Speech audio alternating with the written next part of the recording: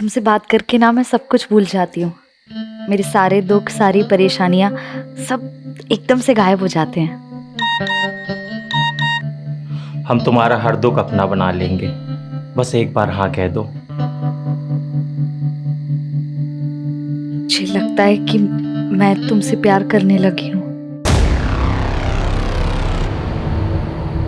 स्वाहा स्वाहा स्वाहा। अपने हथेली को काट के अपने खून की आहुति देना।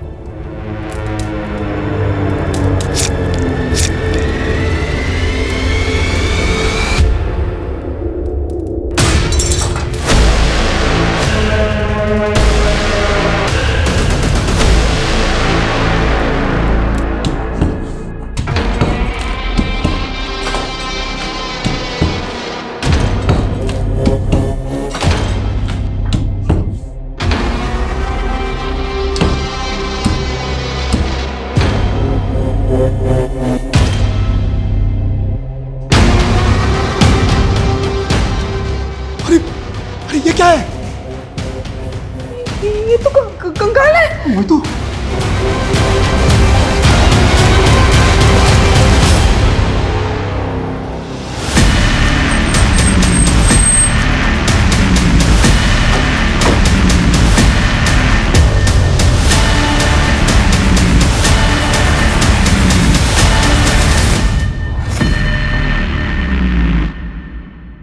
किसका कंकाल है ये? किसको मारकर गाड़ा यहाँ पे? सर हमें कुछ नहीं मालूम, हमारा कोई लेना देना नहीं है इस कंकाल से।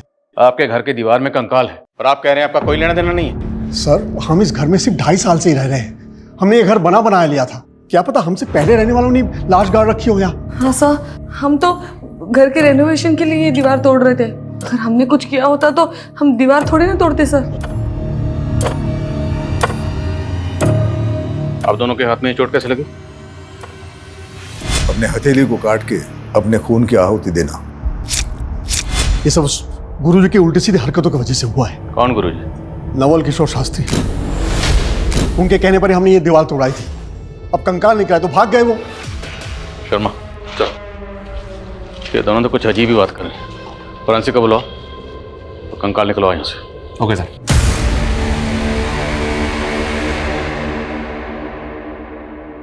पूनम, पूनम, थोड़ी देर ये पढ़ाई छोड़ दे और चाय नाश्ता कर ले। पढ़ाई में ऐसे खो जाती हो ना, तुम्हें खाने पीने का बिल्कुल ध्यान नहीं रहता। लो खाओ। हुआ क्या बताऊं, इस इकोनॉमिक्स ने ना होश उड़ा रखे मेरे।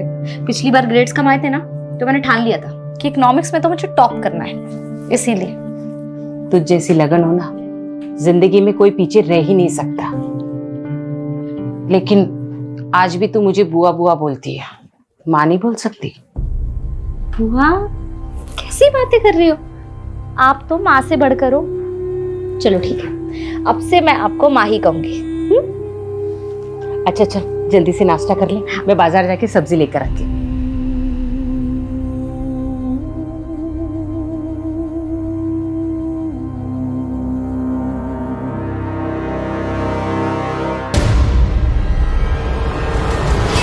क्या पूनम, बॉयफ्रेंड से बात हो रही थी? नहीं फूफा जी, बस ऐसे ही।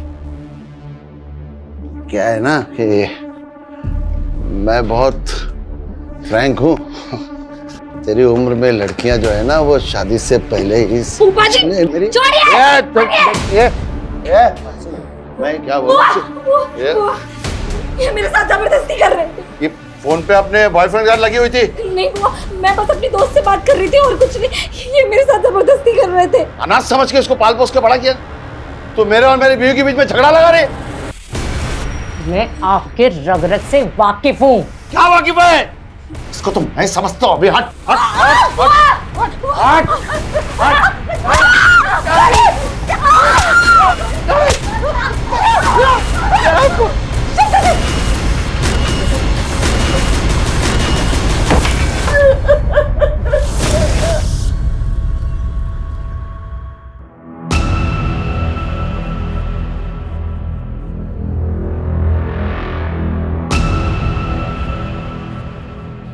आप लोग इस घर में नहीं रह सकते।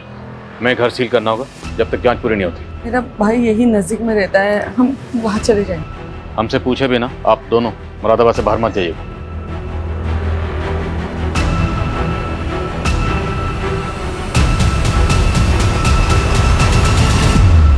मेरी जिंदगी नर्क बना दी तुमने।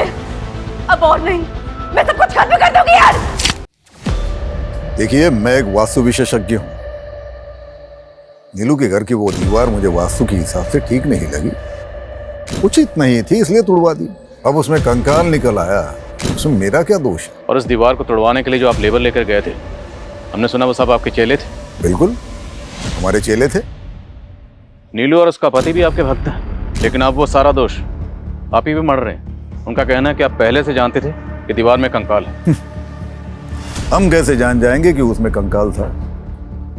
अगर जानते तो तुड़वाते क्यों?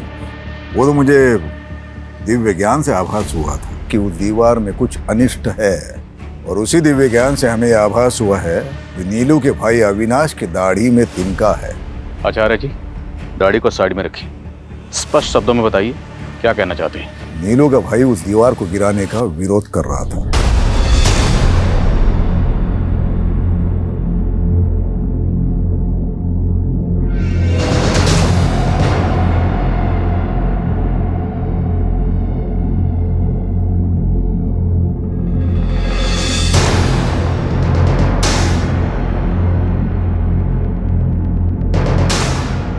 दीदी, ये सब क्या हो रहा है? दीवार में कुछ गड़बड़ है, कोई बाधा है इसमें। तोड़ दो इस दीवार। अरे बंद करो ये नाटक। ये क्या पागल बना रखा है मेरे दीदी और जीजा जी को? और दीदी, तुम क्यों इस पाखंडी के चक्कर में पड़ी हुई हो?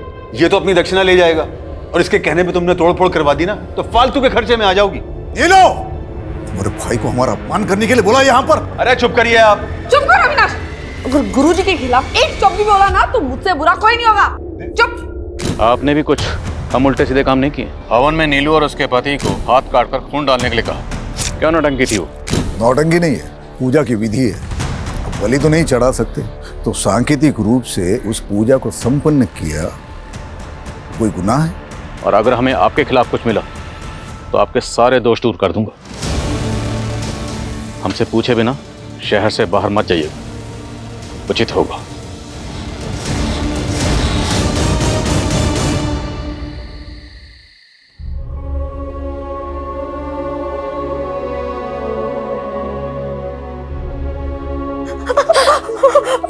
मेरी वजह से रोज आपको फूफा जी मारते हैं। इससे अच्छा मैं कहीं चली जाती हूँ। सच में तू कहीं नहीं जाएगी, और मेरे रहते हुए आदमी तुझे हाथ भी नहीं लगा सकता। वाह शांति, वाह, कितनी महान है तू। हाँ, बहुत महान है। गैरों को भी अपना बना लेती है तू, लेकिन मैं किसी पे एहसान करता हूँ तो पूरा वसूल करता हूँ। अरे इसी करुण के वजह से ना भगवान ने कभी अपनी औलाद नहीं दी हमें। तेरे को उसको बेटी बनाने का है ना, बनाओ, पर तुम दोनों को इधर चैन से रहने का है तो मेरी बात मान लो, घर की बात घर में ही रहेगी।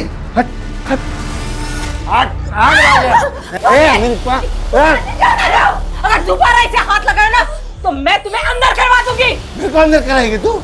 जिंदा रहेगी तो अंदर कराएगी ना। बोला था ना दीदी, उस गुरुजी के चक्कर में दीवार मत गिरवाओ। अब कंकाल निकल गया ना, अब पुलिस आप लोगों का आगा पीछा खंगालने में जुट जाएगी। आपको पता है उस दीवार में किसको मार के गाड़ा गया था? हमें कैसे पता होगा? अरे हमको तो हमारे घर से निकाल दिया पुलिस वालों ने, पूरा घर सील कर दिया उन्होंने। घर तो सील करेंगे ही, और अब आप लोग यहाँ रहोगे तो पुलिस वाले यहाँ भी आएंगे। यानी तू कहना क्या चाहता है? हमारे बुरे वक्त में हमें अपने घर में भी नहीं रखेगा? अरे जीजा जी, कैसी बातें कर रहे हैं आप रहो ना आराम से जब तक रहना है। बल्कि मैं एक काम करता हूँ, आप लोगों के लिए कृतिका का कमरा साफ करवा देता हूँ।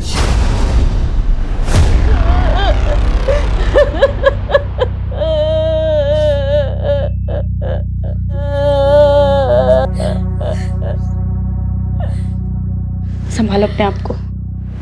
लेकिन कल रात को तो तुम्हारे घर से बहुत शोर आ रहा था, और आज अचानक से भाई साहब को। हार्ट अटैक आया उनको।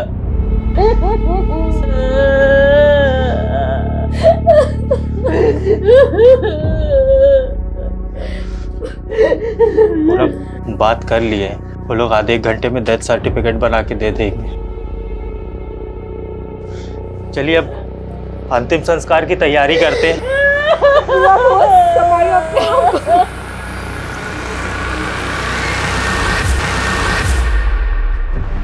डिटेल पोस्टमार्टम रिपोर्ट के हिसाब से जो कंकाल हमें लक्ष्मी सदन में मिला वो कंकाल किसी लड़की का जिसकी उम्र 20 से 30 साल के बीच में रही होगी। हालांकि मौत कब हुई होगी डॉक्टर इसका सही से पता नहीं लगा पाए, पर उनका अंदाजा है कि मौत 2 से 3 साल पहले हुई होगी। सर मनोज कह रहा था कि वो और उसकी वाइफ लक्ष्मी सदन में कुछ 2.5 साल पहले रहने आए थे, लेकिन अगर उन्होंने ऐसा कुछ किया होता तो वो दीवार तोड़वाते ही क्यों? लेकिन वो बाबा नवल किशोर, उसकी बातें भी कम उल्टी पुल्टी नहीं, किसी को भी क्लीन चिट नहीं दे सकते। और ये भी पता करो कि लक्ष्मी सदन में मनोज और नीलू से पहले कौन रहता था। सर पता चला है कि नीलू के भाई अविनाश की बेटी पिछले 2.5 साल से गायब है। अविनाश की बेटी? ये लड़की अविनाश की सगी बेटी नहीं थी सर। अविनाश और उसकी बीवी ने कृतिका को गोद लिया था। अविनाश की बीवी तो काफी पहले गुजर गई थी, लेकिन 2.5 साल पहले तक कृतिका अविनाश के साथ ही रह रही थी। और सर लक्ष्मी सदन के कुछ नेबर्स के साथ भी बात की मैंने। एक नेबर ने बताया कि नीलू और मनोज 2.5 साल पहले घूमने के लिए आए थे। उस दौरान अविनाश का वहाँ काफी आना जाना था। और सर अविनाश ने अभी तक सबको यही कहा है कि उसकी बेटी कृतिका 2.5 साल पहले किसी लड़के के साथ भाग गई थी। तो क्या ये केस ऑनर किलिंग का केस है? और लक्ष्मी सदन की दीवार में हमें जो कंकाल मिला, क्या वो कंकाल अविनाश की बेटी कृतिका का है? कुछ भी बोले जा रहे हैं आप। अब जबरदस्ती उस कंकाल को कृतिका का बता रहे हैं। आप तो चाहते ही नहीं थे कि दीवार टूटे, क्योंकि दीवार टूटती कंकाल बाहर आता और आपका राज भी। अरे सर मेरी बेटी जिंदा है। कहाँ है कृतिका? यही तो मालूम नहीं है कि वो उसे बहकाकर ले कहाँ गया है। कौन, किसकी बात कर रहे हैं? समीर यही पास के इलाके में अपनी चाची के साथ रहता था, वही मेरी बेटी को बहका रहा था।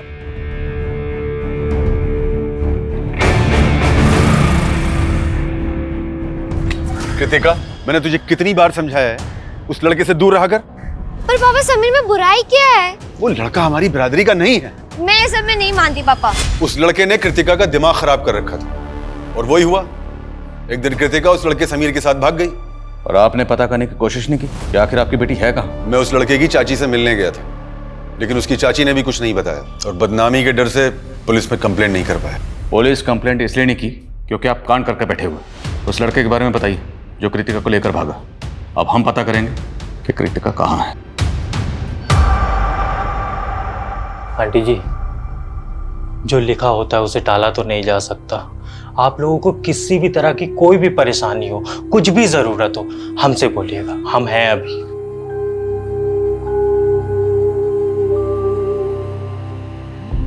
मुझे अपनी परवाह नहीं है गणेश बेटा।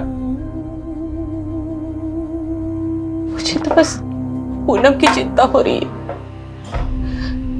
वो इस घर में अपने फूफा के साथ सुरक्षित नहीं थी। ये दुनिया ऐसे जानवरों से भरी पड़ी है। आंटी जी आप एक काम करिए, आप हमारी शादी पूनम से करवा दीजिए। ये क्या बोल रहे हो गणेश? पूनम हम जानते हैं तुम हमारी दूर की मौसी की बेटी हो, पर आंटी जी हमारी मम्मी भी तो यही चाहती थी कि हमारी और पूनम की शादी हो जाए। पूनम हमारी मम्मी ना बुआ जी से बात भी करने वाली थी, पर उसके पहले ही उनका देहांत हो गया। गणेश पर गणेश सही कह रहा है बेटा। देखो तुम दोनों एक दूसरे को बचपन से जानते हो। मुझे ऐसा लगता है गणेश से बेहतर तुम्हारे लिए कोई लड़का हो ही नहीं सकता।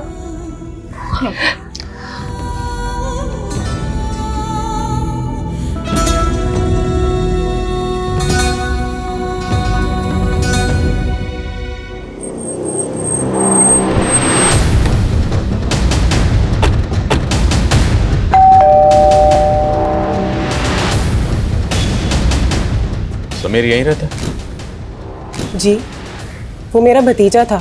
हमें पता चला कि समीर किसी कृतिका नाम की लड़की से प्यार करता है, उसी के बारे में बात करनी है आपसे। आओ बेटा बैठे। समीर ने बताया मुझे तुम दोनों के बारे में। तुमने अपने पापा को समीर के बारे में बताया? आंटी उन्हें सब पता है, लेकिन मैं समझ गई बेटा, तुम फिक्र मत करो। मैं तुम्हारे पापा से बात करूंगी। लेकिन कृतिका के पिता ने मुझे और समीर को बेइज्जत करके घर से बाहर निकाल दिया और एक दिन समीर गायब हो गया और फिर कृतिका के पिता आकर मुझे परेशान करने लगे कि समीर कृतिका को भगा कर ले गया। आजकल कहाँ है समीर और कृतिका? मैं उन्हें पिछले 2.5 साल से ढूंढने की कोशिश कर रही हूँ। मैंने पुलिस कंप्लेंट भी की थी पर कुछ पता नहीं चला। समीर के माँ बाप कहाँ हैं? समीर के माँ बाप गुजर चुके हैं सर। मेरे अलावा उसका और कोई नहीं था। समीर की चाची ने जिस थाने में समीर की मिसिंग कंप्लेंट फाइल की थी, उस थाने की पुलिस टीम को भी ऐसा कोई क्लू नहीं मिला है जिससे पता चले कि समीर और कृतिका ने भाग के शादी की होगी। और अगर हम फॉरेंसिक रिपोर्ट पे जाएं तो जिस दौरान समीर और कृतिका गायब हुए थे उसी दौरान उस लड़की की मौत हुई थी जिसका हमें कंकाल मिला। तो पॉसिबल है सर कि मर्डर कृतिका का हुआ हो। सर हम डीएनए मैचिंग रिपोर्ट से भी अविनाश के खिलाफ कुछ भी साबित नहीं कर पाएंगे क्योंकि कृतिका अविनाश की सगी बेटी नहीं थी, उसने उसको अडॉप्ट किया था। मान लो 2.5 साल पहले कृतिका का कत्ल हो गया, इसलिए वो मिल नहीं रहे, पर ये समीर कहाँ गायब है? कहीं ऐसा तो नहीं क्या अविनाश ने कृतिका के साथ साथ समीर का भी कत्ल कर दिया? अगर ऐसा है सर तो हो सकता है कि हमें लक्ष्मी सदन में दूसरा कंकाल मिले। चांसेस हैं, पता तो करना पड़ेगा।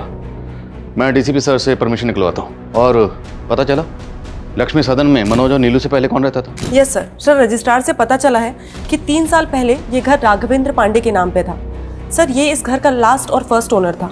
सर ये कई सालों से लंदन में है।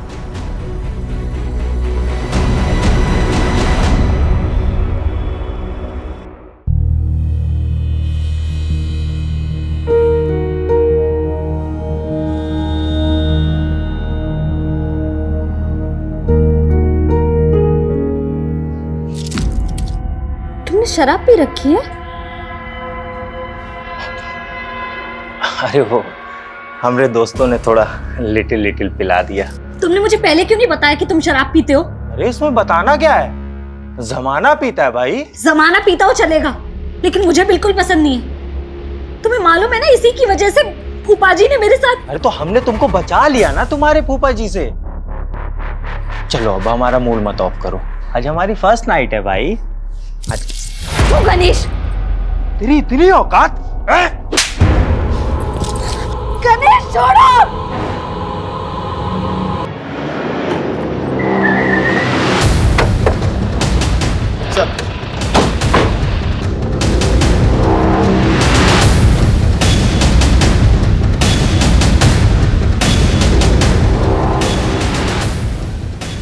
लाइट ऑन कर। पूरे घर को अच्छे से स्कैन करिए, एक एक कोना। Okay sir.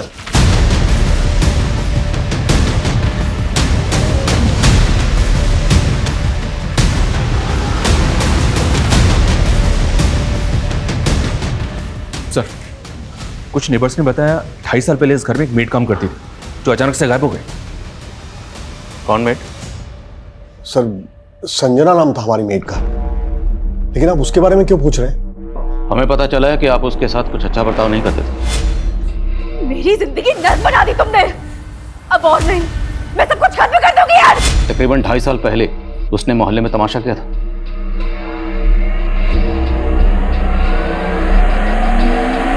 मैंने आप लोगों से उधार क्या मांग लिया? नौकर बना कर रखोगे, मार मार कर काम कराओगे मुझसे। क्यों झूठ बोल रही हो संजना? हाँ, और क्या जरूरत है इतना तमाशा करने की? देख संजना, तमाशा मत कर बेकार में। जो भी तुझे कहना है अंदर जाके कर। चल। 1 नंबर की नौटंकीबाज औरत थी वो, तिल का ताड़ बना के रखा था उसने। इसलिए आपने कंकाल बना दिया उसे? ये कैसी बातें कर रहे हैं आप सर? हमें पता चला कि उसके बाद से ही वो गायब है। लेकिन सर उसके बाद तो वो अचानक काम छोड़ के अपने गांव चली गई थी। तब तो गांव में मिलनी चाहिए। एड्रेस बोलिए गांव का। सर एड्रेस तो नहीं है हमारे पास। जिस एजेंसी के जरिए उसको काम पर रखा था उस एजेंसी का एड्रेस तो होगा? नहीं सर, किसी एजेंसी के थ्रू हमने काम पर नहीं रखा था उसे। वो खुद ही घर आई थी काम मांगने के लिए। कहती थी मंजुलापुरा में कहीं रहती है, लेकिन वहाँ एग्जैक्टली कहाँ ये हमें नहीं मालूम सर। ठीक, फोन नंबर बोलिए उसका। सर उसके पास फोन नहीं था।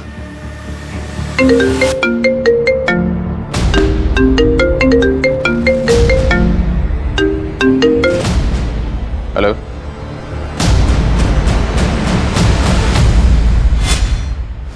मेरी जिंदगी नर्क बना दी तुमने। अब और नहीं, मैं सब कुछ खत्म कर दूंगी यार। संजना क्या कर रही है तू ये?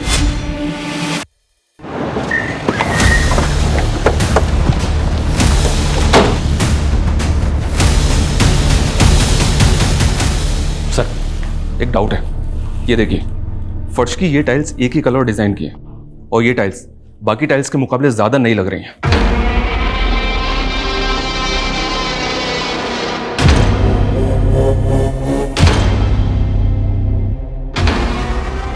खुदवा।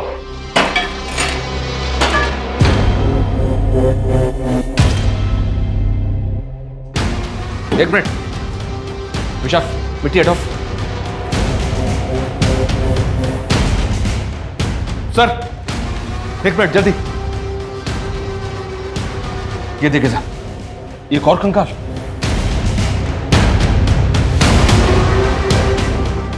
विशाल, वो गले में क्या? निकालो जरा।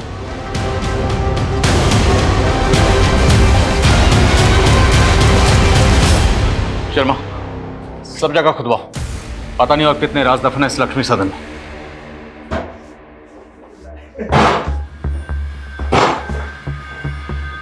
हमारी पत्नी।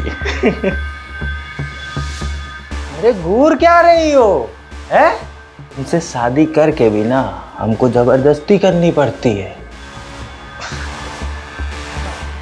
ये हमको वो सुकून देगी जो तुम हमको जिंदगी में कभी नहीं दे सकती। मैंने कभी सोचा भी नहीं था गणेश कि तुम ऐसे निकलोगे। अरे हम ऐसे ही हैं। आओ डार्लिंग, बैठो। अब तुम देखो और चलो। है? पैर ऊपर कर लो, आराम से।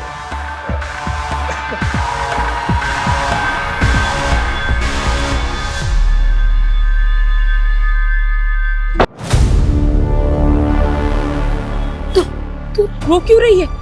क्या हुआ? उठ उठ, तेरी कितनी हिम्मत! हाँ, मेरे बेटी को ऐसा किया तूने? ऐसा किया मेरी बेटी के साथ ऐसा?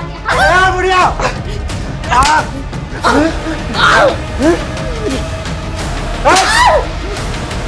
ये मेरी माँ पे हाथ उठाया। तुझे तो मैं बताती हूँ, तू रुक। छोड़ना मत।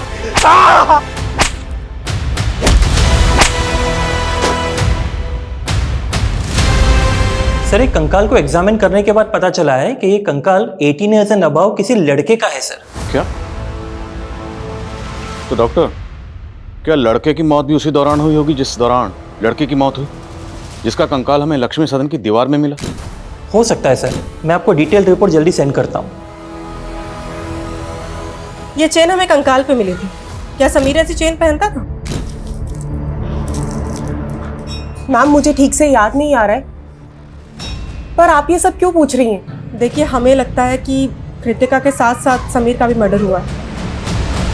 पहले आप उस पर कृतिका के मर्डर का इल्जाम लगा रहे थे, अब दूसरा कंकाल मिल गया तो समीर समीर कर रहे हैं। क्या सबूत है कि दोनों कंकाल समीर और कृतिका के हैं? अबे ओए, सबूत तो इस बात के भी नहीं मिले कि समीर और कृतिका जिंदा है। सर, मैं कह रहा हूँ कि मैंने उन्हें नहीं मारा है। आप मेरा यकीन क्यों नहीं करते? हम यकीन नहीं करते, तोड़ाई करते हैं जब तक मुजरिम सच नहीं बोलता। अभी तक आपकी मेट संजना का कुछ पता नहीं चला, हम उसे ढूंढ ही रहे हैं और अब लक्ष्मी सदन में दूसरा कंकाल मिला। अब ये तो कहना मत कि आप लोग इस बारे में कुछ जानते ही नहीं। सर, हम सचमुच कुछ नहीं जानते। आप बेकार में हमें और अविनाश को परेशान कर रहे हैं सर। एक मिनट सर, आपने किचन में खुदाई की थी ना, और कंकाल भी आपको वही मिला ना? जी सर, अब तो मुझे पूरा यकीन है सर कि ये काम जरूर उन लोगों का है जो हमसे पहले वहां रहते थे, क्योंकि जब हम वो घर देखने गए थे तब हमने भी देखा था कि किचन की टाइल्स अलग अलग है, और हमने इसके बारे में एजेंट को भी बोला था। कौन एजेंट? शेखर यादव सर। राघवेंद्र पांडे ने उसी एजेंट को घर की चाबी दे रखी थी। ये देखिए सर,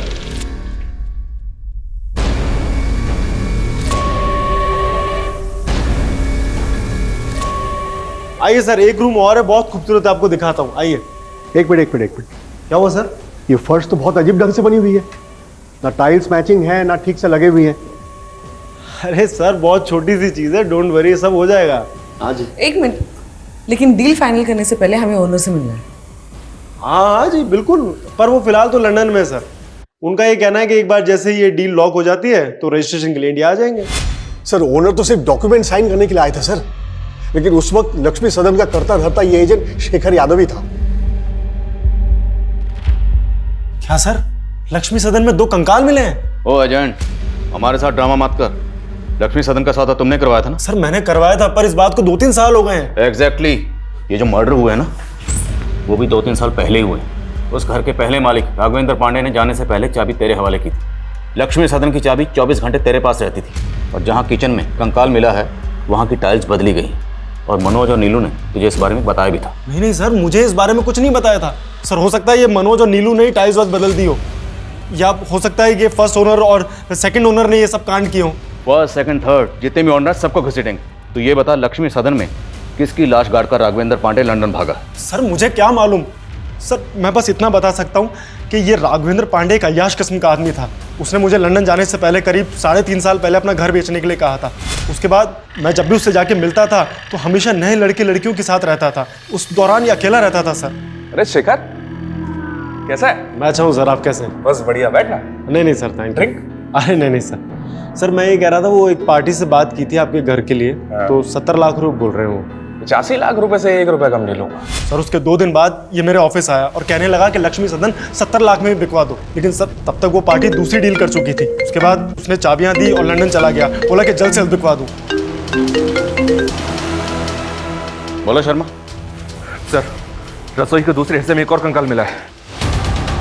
तीसरा कंकाल? जी सर, देखते ही देखते double murder case triple murder में बदल गया सर।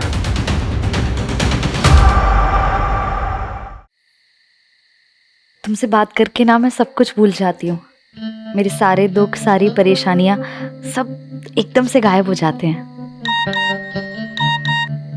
हम तुम्हारा हर दुख अपना बना लेंगे, बस एक बार हाँ कह दो। मुझे लगता है कि मैं तुमसे प्यार करने लगी हूँ। रिपोर्ट से साफ है कि पहला कंकाल 20 से 30 साल की लड़की का है, दूसरा 20 से 30 साल के लड़के का, और तीसरा 3 से 5 साल के बच्चे का। और इनके अलावा अभी तक और कोई कंकाल हमें नहीं मिला सर। अभी तक हमें ऐसा लग रहा था कि समीर और कृतिका का मर्डर हुआ होगा, लेकिन बच्चे का कंकाल मिलने के बाद ऐसा लग रहा है जैसे किसी कपल के साथ साथ उनके बच्चे का भी मर्डर हुआ होगा। शर्मा मत भूलो, नीलू और मनोज की मेड संजना भी गायब। हमारे जितने भी सस्पेक्ट हैं उनमें से हम किसी को भी क्लीन चिट नहीं दे सकते। फिलहाल इन तीनों विक्टिम्स की पहचान पता करने पर जोर दो। एक बार इनकी पहचान हो गई तो इस केस की चाबी हमारे हाथ में होगी। मैं कम इन सर? कम इन। सर मैंने लक्ष्मी सदन के पहले ओनर के बारे में पता किया है। राघवेंद्र अपनी बीवी नेहा और 5 साल के बेटे के साथ रहता था। सर उनका एक सर्वेंट भी था। सर लोगों का कहना है कि राघवेंद्र की अय्याशी की वजह से उसकी वाइफ से उसका बहुत झगड़ा होता था। शर्म करो राघव, एक बेटा है हमारा और तुम्हारी अय्याशी की खत्म ही नहीं होती। ज्यादा चिल्लाने की जरूरत नहीं है, वरना क्या कर लोगे? क्या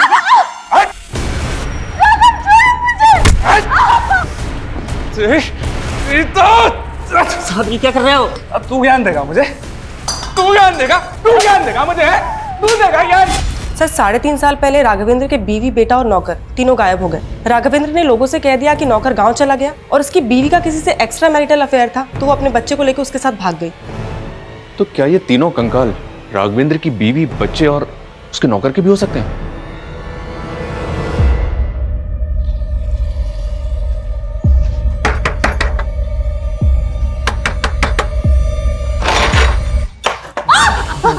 तेरे और तेरी बेटी के चक्कर में पूरे 15 दिन हॉस्पिटल में रहे हैं। आज हम एक एक घाव का बदला लेंगे, माँ कसम। कहाँ है तेरी बेटी? कहाँ है तेरी बेटी? पूनम! पूनम! नहीं है वो यहाँ। कहाँ है तो वो? नहीं बताऊंगी। नहीं बताएगी? नहीं बताएगी तू?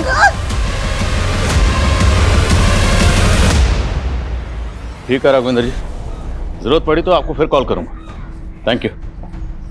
इस राघवेंद्र को इंडिया बुलाना आसान नहीं होगा। कोर्ट से इसके प्रत्यर्पण की अर्जी हासिल करने के लिए हमें कोर्ट में अपनी दलीलें मजबूत करनी होगी। इस एजेंट शेखर को बुला, क्योंकि राघवेंद्र के लंदन जाने के बाद शेखर ने ही लक्ष्मी सदन में रेनोवेशन का काम करवाया था। सर मैंने सिर्फ कॉन्ट्रैक्ट दिया था रेनोवेशन का, मैं तो उस वक्त वहां रहता भी नहीं था सर मुझे लगता है कि ये रेनोवेशन करने वालों ने ही कांड किया है। रेनोवेशन का कॉन्ट्रैक्ट किसे दिया था? सर माला शर्मा। सर हमने एकदम बेस्ट क्वालिटी का मटेरियल यूज किया है, ऐसे कैसे डैमेज हो गया? चिल्लाओ मत, हमने पूरी कमिटमेंट के साथ हमारा काम किया है। अब मेरी पेमेंट में से 1% भी काटा ना तो 100% वसूलूंगी, समझे? You don't know who I am. And Rohit, you कितनी बार कहा है तुमसे, अगर मटेरियल में मिलावट करो तो ऐसे करो कि किसी को पता ना चले।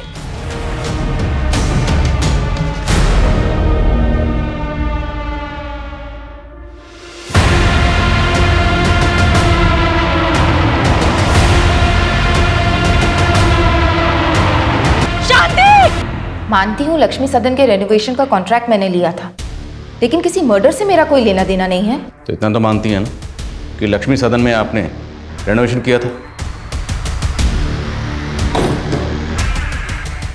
किचन की टाइल्स, दीवारों का टेक्सचर, ये सब आपने वहां पर चेंज किया। किचन और दीवार में कंकाल कहाँ से आए? मैंने कोई तोड़फोड़ नहीं करवाई थी सर, बस वास्तु के हिसाब से थोड़ा बहुत ऑल्टरेशन करवाया था। लेकिन बाबा नवल किशोर जो खुद वास्तु एक्सपर्ट है, उनका कहना है कि उस घर में वास्तु दोष था।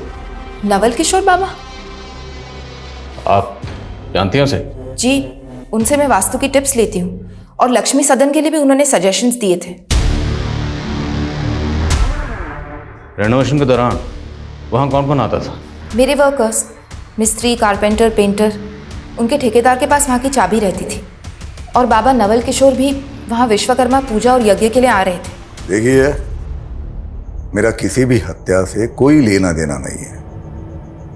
जैसे माला मेरी भक्त है, वैसे नीलू भी मेरी भक्त है। ये तो सारा होनी का खेल है। आचार्य जी, ज्ञान बांटना बंद करिए। अगर हमें बाद में पता चला ना कि आपने कुछ भी छुपाया था या झूठ बोला था, तो इतना याद रखना, यहाँ पर हम इस डंडे से ज्ञान बांटते हैं। सुनिए, ये पुलिस वाले हमारी मेड संजना का भी पता लगा लेंगे, ये तो मैंने सोचा ही नहीं था। अच्छा, तो ये तुम दोनों का कांड था? अपनी मेड को मार के घर में गाड़ दिया और पुलिस मेरे पीछे पड़ी हुई है। तो तू कौन सा कम है? 2.5 साल पहले हम जब 2 महीने के लिए घूमने गए थे, तभी तेरी बेटी और उसका वो लफंगा दोस्त, क्या नाम है उसका, दोनों गायब हो गए थे ना। तूने ही दोनों को मार के गाड़ दिया होगा। एक तो मैंने तुम दोनों को घर में रहने की जगह दी और मुझ पे ही चढ़ रहे हो। चलो देख लो, दीदी चलो चलो, मैंने बहुत बड़ी गलती की। अविनाश, तुम्हें अपने घर में रहने नहीं चाहिए। अविनाश, जाओ यहाँ से। जिस वक्त लक्ष्मी सदन में रेनोवेशन का काम चल रहा था, उस वक्त बाबा नवल किशोर के अलावा माला के 3 ठेकेदारों के पास भी लक्ष्मी सदन की चाबी रहती थी। मिस्त्री राज, कारपेंटर योगेश और पेंटर मुन्ना, तीनों को हाजिर करो। सर।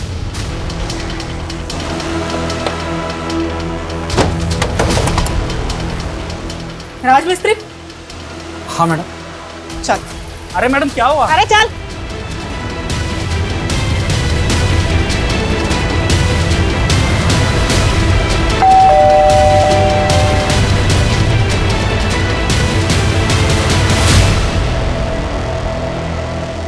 कृतिका?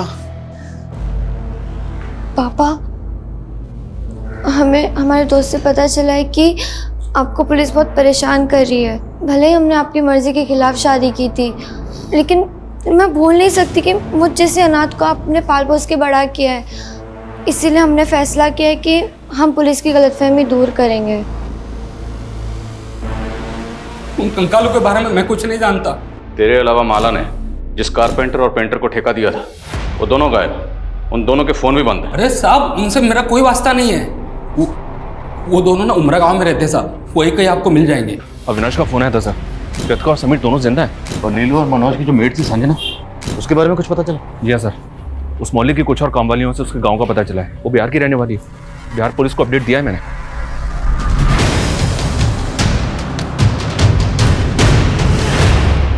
सर, मुझे पता चला कि आप लोगों ने मुझे इंडिया बुलाने के लिए कोर्ट से एक्सट्रेडिशन रिक्वेस्ट फाइल की है, और मैं नहीं चाहता कि इस वजह से मेरी यूके सिटीजनशिप में कोई खतरा पैदा हो। इसीलिए आपकी गलतफहमी दूर करने के लिए मैं खुद यहाँ चला आया। बहुत बहुत शुक्रिया जो आप इतनी दूर से हमारी गलतफहमी दूर करने के लिए खुद यहाँ तशरीफ लाए। अब ये बताइए कि आपकी बीवी, बेटा, नौकर गायब है, करेक्ट? लक्ष्मी सदन जहाँ पहले रहते थे, वहाँ से हमें 3 कंकाल मिले। पहला कंकाल दीवार में और बाकी 2 कंकाल किचन की फ्लोर के अंदर। शर्मा? सर, ये दीवार तो छत की लोड बेयरिंग दीवार थी। मतलब अगर इसको कोई तोड़ देगा तो छत कभी भी गिर सकती है, और अगर इसको तोड़कर किसी ने किसी को गाड़ा है तो मतलब वो कोई जानकार आर्किटेक्ट ही होगा। आपके एजेंट शेखर ने माला शर्मा नाम की आर्किटेक्ट को इसका कॉन्ट्रैक्ट दिया था, आप तो जानती होंगे। नहीं सर, मैं माला को तो नहीं जानता, और सर मेरा इन स्केलेटन से कोई लेना देना है नहीं।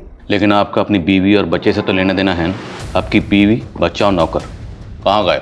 सर एक्चुअली जब से वो लोग मुझे छोड़ के गए हैं, मैंने उन्हें ढूंढने की कभी कोशिश की नहीं। अगर आप चाहें तो मैं नेटिव एड्रेस दे सकता हूँ अपनी बीवी और नौकर के। हमने कुछ नहीं किया साहब, हमने कुछ नहीं किया साहब। हम तो मामूली से पेंटर और कारपेंटर हैं। तो गायब क्यों हुए थे? साहब हमें काम नहीं मिला, इसलिए हम गांव चले गए थे। अब जब पूछ रहा हूँ उसका सच सच जवाब देना। तुम दोनों ने लक्ष्मी सदन में तकरीबन 25 दिन काम किया था ना? जी साहब किया था। उस दौरान तुम लोगों को ऐसा कुछ लगा या ऐसा कोई शख्स वहाँ आया था जिस पर तुम लोगों को शक हो कि वो ये कांड कर सकता था? सर हम तो शाम 7 बजे काम खत्म करके चले जाते थे, लेकिन एक दिन लेट हो गया तो हमने देखा कि माला मैडम अपने दोस्त के साथ आई थी। माला मैडम वहाँ आए दिन आती थी, अपने दोस्त के साथ ड्रिंक करती थी। साहब इसके अलावा हमें कुछ नहीं पता सर। माला के एक एक दोस्त के बारे में पता करो, हो सकता है उसका अपना किसी दोस्त के साथ पंगा हो और ये माला इन मर्डर्स में शामिल हो। और ये भी चेक करो क्या माला के बैकग्राउंड में कोई ऐसा है जो गायब है, और माला के तीनों ठेकेदार, उन सब की बैकग्राउंड पता करो। सर खबरी का कॉल है। हेलो, ठीक है उसे यहाँ ले आओ। सर मनोज और नीलू की में एक संजना का पता चल गया है। गुड। साहब नीलू और मनोज जी बहुत टॉर्चर करते थे साहब, उनसे उधार क्या नहीं लिया, गुलामी बना लिया था उन्होंने, इसलिए मैं तंग आकर खुद ही मरना चाहती थी। मेरी जिंदगी नर्क बना दी तुमने, अब और नहीं, मैं सब कुछ खत्म कर दूंगी यार। संजना पागल हो गई क्या कर रही है तू ये? अगर वो लोग मारपीट करते थे तो पुलिस के पास क्यों नहीं है? साहब हम गरीब लोग अगर पुलिस के चक्कर में पड़ेंगे तो हमें कहीं भी काम नहीं मिलेगा। संजना, कृतिका और समीर का तो पता चल गया है, लेकिन राघवेंद्र की बीवी, बच्चे और नौकर का अभी तक पता नहीं चला सर। लेकिन सर हमें ये जो तीनों स्केलेटन मिले हैं इनका एज ग्रुप भी इससे मैच करता है। सर हो सकता है राघवेंद्र हमें बेवकूफ बना रहा हो। हेलो सर वो राज की इंफॉर्मेशन मिली है। राज की इंफॉर्मेशन? स्पीकर पर। हाँ बोल। 1.5 साल पहले बरेली की पुलिस ने उसे किसी केस में उठाया था। क्या केस था वो? सर वो तो मालूम नहीं, लेकिन पास की बस्ती में एक विधवा औरत रहती है अपने 2 बच्चों के साथ, वहाँ भी उसका आना जाना था सर। शर्मा पता करो बरेली के कौन से थाने की पुलिस राज को उठाकर ले गई। राज को हाजिर करो।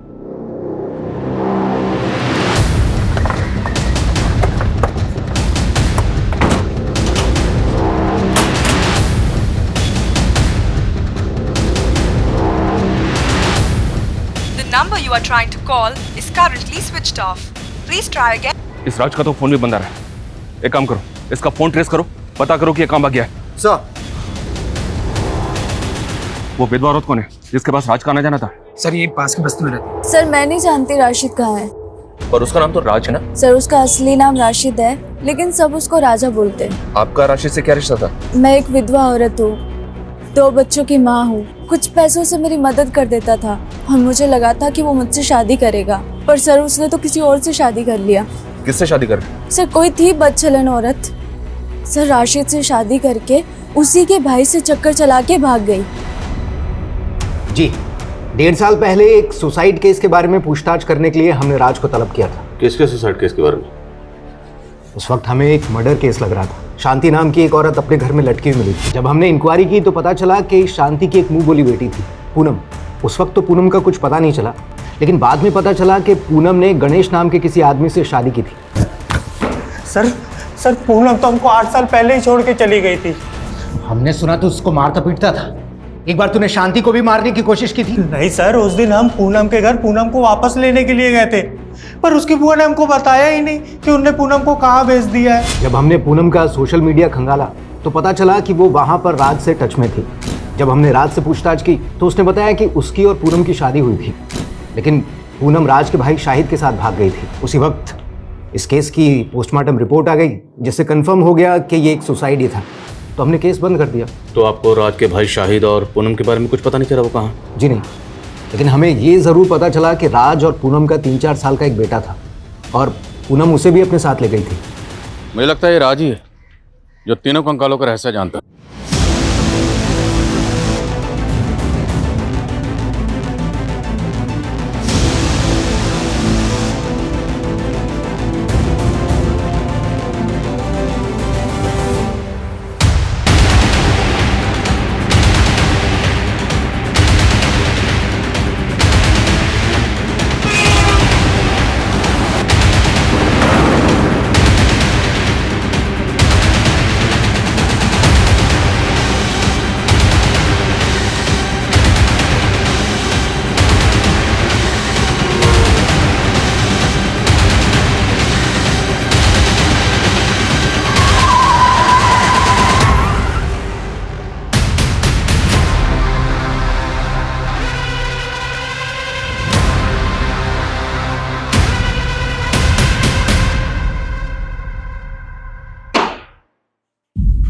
राज उर्फ राशिद, तेरे इस राज से पर्दा उठ चुका है।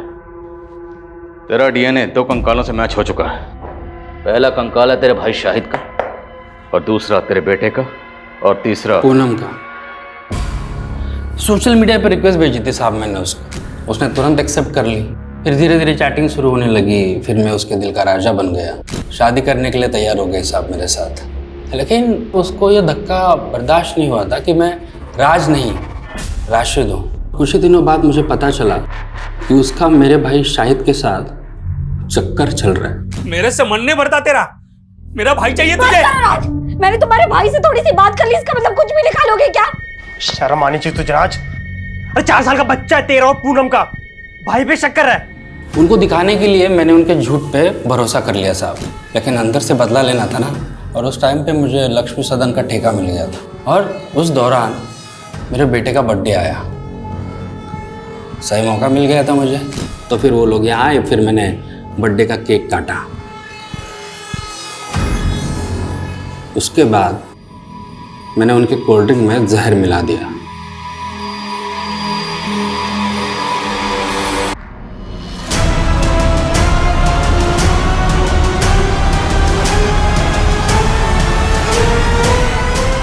फिर उनकी लाशों को एक एक करके लक्ष्मी सदन में गाड़ दिया।